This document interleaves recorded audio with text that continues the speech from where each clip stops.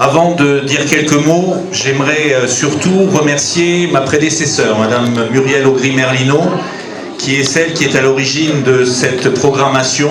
Et quand on voit l'ensemble des amis, puisque M. Waboun n'arrête pas de saluer tout le monde dans cette salle, donc c'est quelque chose qui est compliqué de faire un discours dans ces conditions. Je le remercie d'avoir accepté de sortir de ce cercle d'amis pour venir jusqu'ici. Muriel Augry-Merlino a donc programmé cette exposition et je l'en remercie. Elle a aussi programmé un autre événement qui se déroulera le 16 novembre, également avec Youssef Waboun, qui est un événement que l'on présente en association avec l'Institut du monde arabe à Paris, qui est la nuit de la poésie. Donc tous les poètes qui souhaitent participer peuvent s'inscrire auprès de la médiathèque de l'Institut français et bien sûr vous êtes les bienvenus pour cette soirée. Et ceux qui souhaitent philosopher, sachez également que la nuit de la philosophie se déroulera le 8 novembre à la faculté des sciences de l'université de Rabat. Maintenant, on est ici pour accueillir ces 20 œuvres de Youssef Waboun dans notre galerie. Et évidemment, ce titre est tout à fait intéressant puisque le monde va tellement bien, va-t-il bien, est une antiphrase, bien évidemment, au regard du travail qui est réalisé et qui est un travail qui nous permet de pouvoir observer la condition humaine telle qu'elle est aujourd'hui, telle qu'elle est représentée dans nos vies de tous les jours, avec des scènes qui parfois peuvent paraître très banales, et puis avec des scènes un peu plus originales, ou en tout cas un peu plus effrayantes dans la façon dont elles sont présentées sur ces toiles. Youssef Waboun s'inspire d'artistes internationaux qui, je pense, doivent être ses penseurs. Francis Bacon et Mohamed Drissi, ce sont les deux que j'ai retenus des textes que j'ai pu lire. Mais bien évidemment, doit y avoir beaucoup d'autres choses et je pense que le nombre de vos étudiants présents ce soir montre que votre impact, puisque j'ai trouvé des étudiants de Kénitra qui étaient en cours avec vous, mais vous, il fallait que je vienne pour M. Waboun, donc montre l'impact que vous avez sur ces étudiants de l'université. Je ne vais pas faire de très longs discours, laisser la parole à l'artiste en vous remerciant encore une fois d'être parmi nous ce soir pour cette exposition et en vous souhaitant une très belle soirée, en venant la voir dans des conditions peut-être plus faciles dans les prochains jours. Il y aura peut-être moins de monde et vous pourrez apprécier davantage les œuvres. En tout cas, on est très heureux de vous accueillir aussi nombreux ici pour ce vernissage de l'exposition « Le monde va tellement bien » de Youssef Waboun qui va nous expliquer ce qu'il a voulu montrer à travers ces toiles. Merci beaucoup.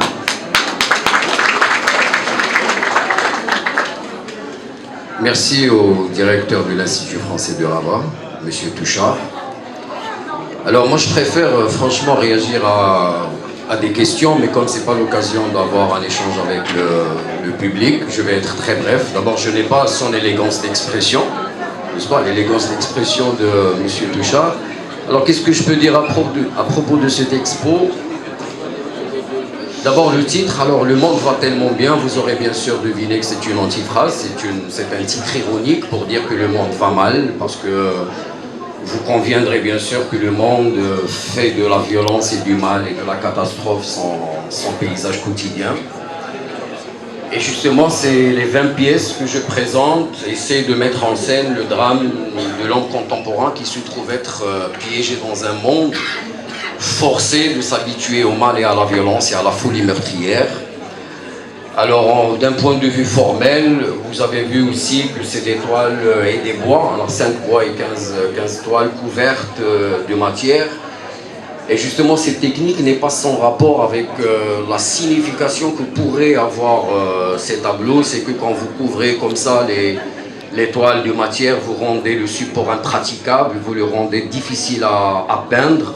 Et justement, c'est à l'image de l'existence que mèneraient ces personnages que je mets en scène, à savoir une vie ponctuée d'obstacles, une vie marquée par le malaise et par la désolation et par le désarroi et le désespoir. Et j'espère avoir réussi justement à transmettre cette force qui m'habitait avant que je commence cette exposition.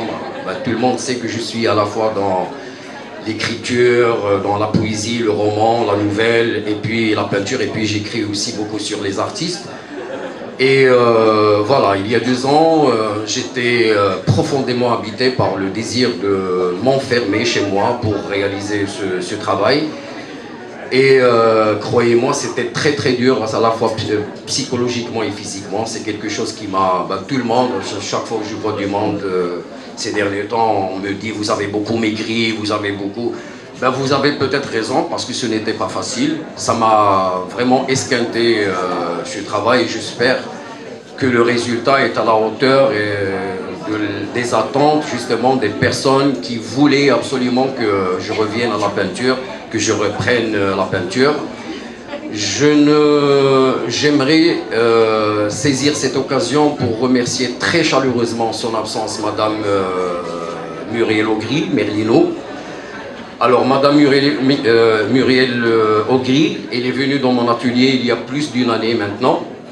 Et comme on était liés d'amitié, je ne voulais surtout pas qu'elle décide qu'on expose ensemble ici à l'Institut français par amitié, ni par complaisance. Je lui ai dit voilà, vous allez venir dans mon atelier, si vous aimez ma peinture, on décide de la date d'une exposition, si vous n'aimez pas, on va continuer à être des amis.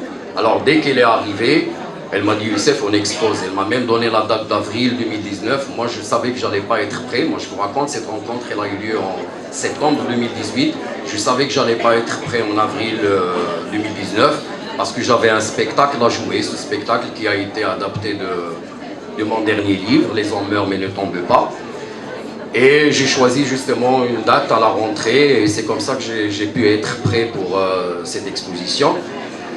Je voudrais aussi remercier avec beaucoup d'émotion, j'ai beaucoup de chair de poule, j'ai peut-être les larmes aux yeux en parlant de cette femme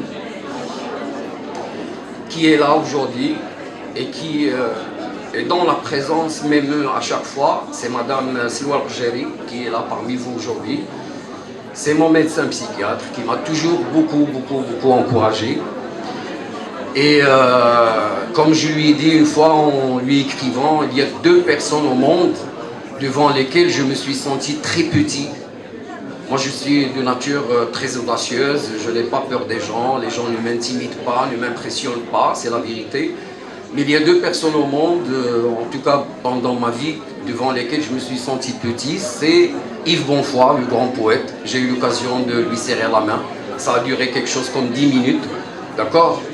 Et la deuxième personne, c'est Madame Al-Rjeri qui est là aujourd'hui parmi nous. Je la remercie infiniment. Je vous remercie tous de votre présence.